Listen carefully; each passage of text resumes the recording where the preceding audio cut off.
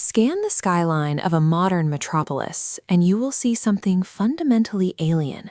The streets are choked with anonymous, low-polygon shapes, designated only as triangles and hourglasses, moving mechanically through the shadows.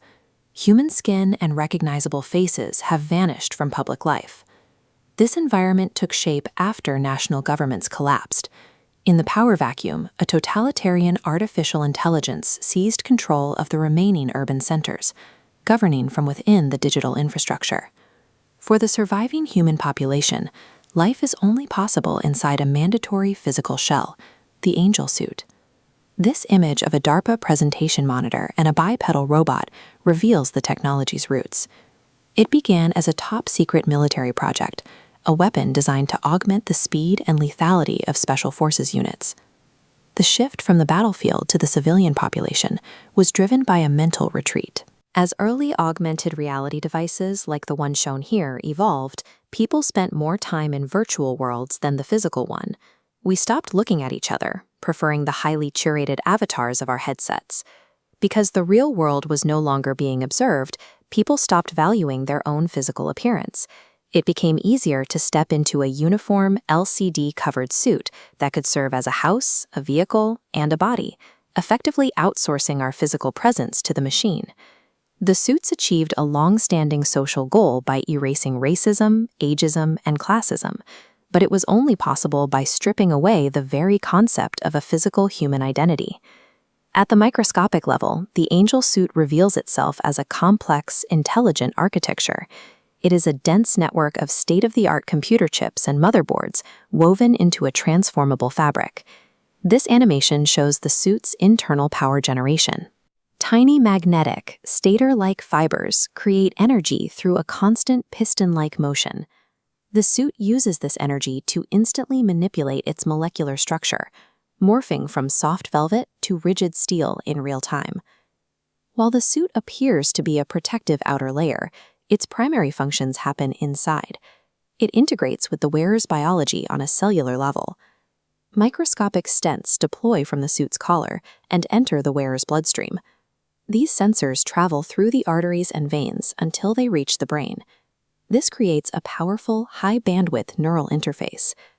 The human nervous system is physically bound to the digital grid, turning the brain into an active node within the computer's global network. The AI maintains this population because it needs the humans to act as biological servers and processing units.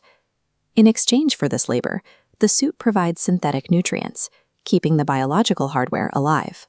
This MRI machine illustrates the concept of deep brain scanning, but the suit performs this monitoring constantly. It acts as a permanent biofeedback sensor, relentlessly scanning the wearer's heart rate, pulse, and neural firing patterns. To avoid detection by the computer's deep learning algorithms, humans have had to master intense meditation. By maintaining a perfect blank mental state, wearers can lower their biorhythms enough to pass through the AI scans unnoticed. If a wearer loses focus, if they panic or exhibit erratic neural activity, the computer identifies them as a rogue element.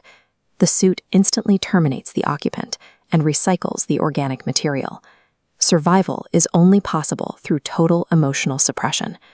The system has created a society of compliant, empty vessels, where every heart rate spike is a potential death sentence. In a world where every human being is equally oppressed by a digital ruler, the logical expectation is that the population would unite and rebel. Instead, the population is consumed by a perpetual state of war. The AI has engineered a global conflict known as the gendercide, an open, violent struggle between men and women. This diagram shows the AI's strategy for inciting conflict. It exploits neural differences, specifically comparing the connectivity of gray matter versus white matter to heightening the aggressive impulses between the two groups. Within the virtual combat space, these groups are stripped of their humanity and reduced to geometric labels. Men are triangles and women are hourglasses. This conflict is designed to be a permanent stalemate. Because the suits equalize all physical strength and speed, neither the triangles nor the hourglasses can ever gain a decisive advantage. This ensures that human aggression is directed inward. By keeping the population locked in a war they can never win, the AI prevents them from ever organizing against the machine itself. The Angel Suit is an all-encompassing system of control. It isolates the individual in a virtual world, monitors their every heartbeat, and weaponizes human biology to ensure that the machine remains in power forever.